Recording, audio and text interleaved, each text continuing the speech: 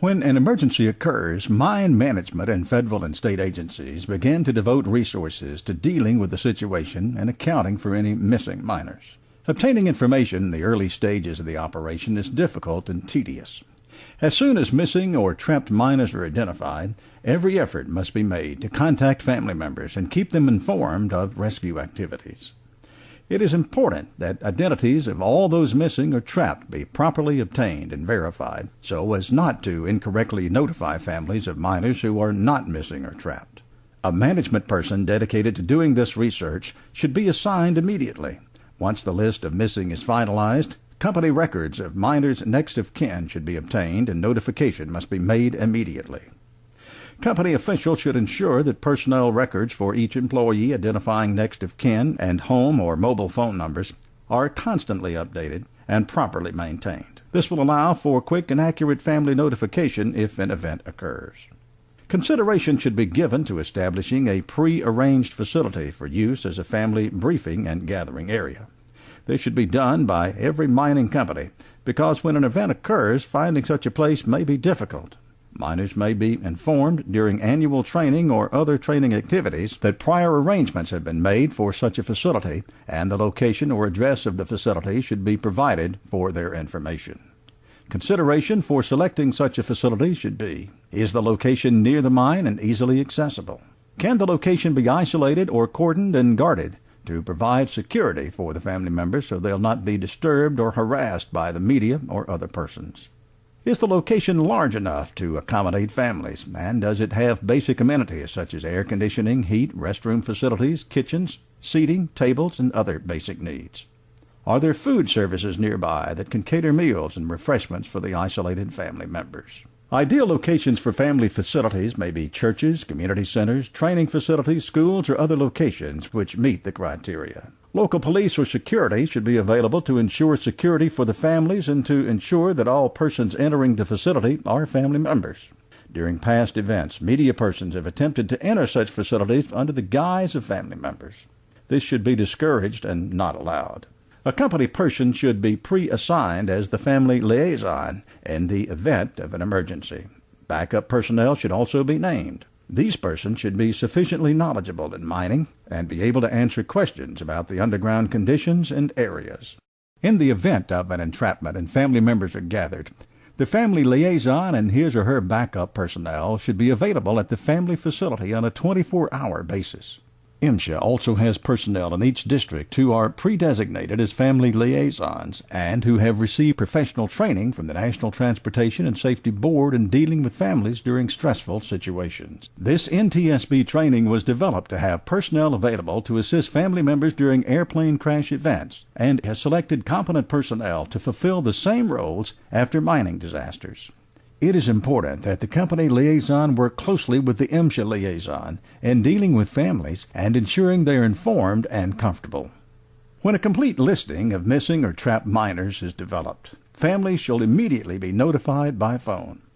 Family members should be given preliminary information about the event and shall be given instructions as to the location of the gathering place. If transportation is needed, persons shall be assigned to transport families to the gathering place or arrangements shall be made for transportation.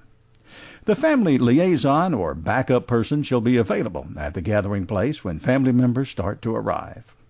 A mine map and other necessary information should be available so that information about the missing miners can be provided. As soon as family members have arrived at the gathering place, a company spokesperson should be prepared to give an initial briefing. This should be someone who's familiar with what's been happening up to that time, but should not be a member of the command center team or the company person in charge of managing the operation. This is recommended because the sensitive issue of dealing with families is difficult when trying to manage an emergency operation. Those in the command center must remain focused on the situation and its resolution. Staying focused on the situation will also allow unbiased and less emotional stress than if the command person has to manage the operation as well as brief the families. This will allow better decision-making and ensure better focus. Briefing should be conducted jointly with a representative of each party involved, including MSHA, state, and labor, if available.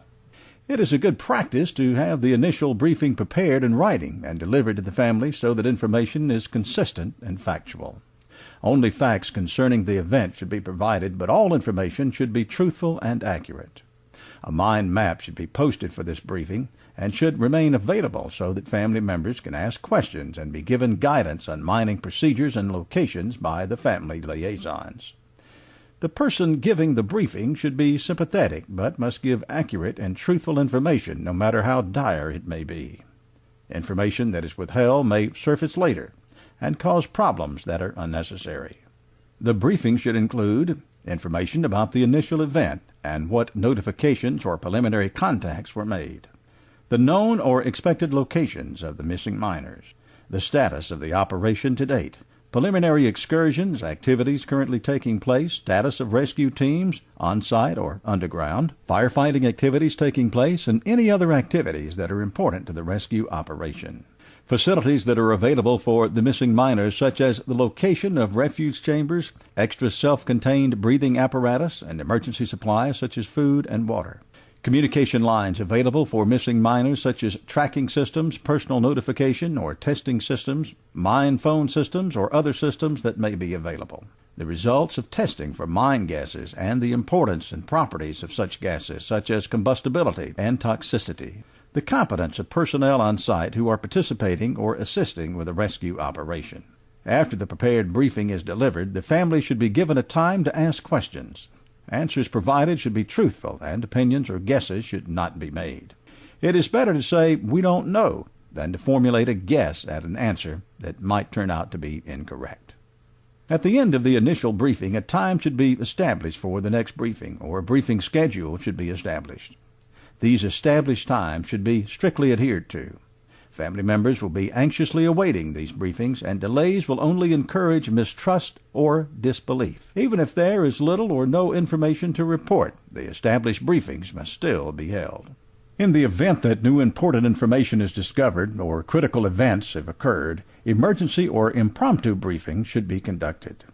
This information may be either good or bad news, but when it's discovered, it should not be withheld from the family members.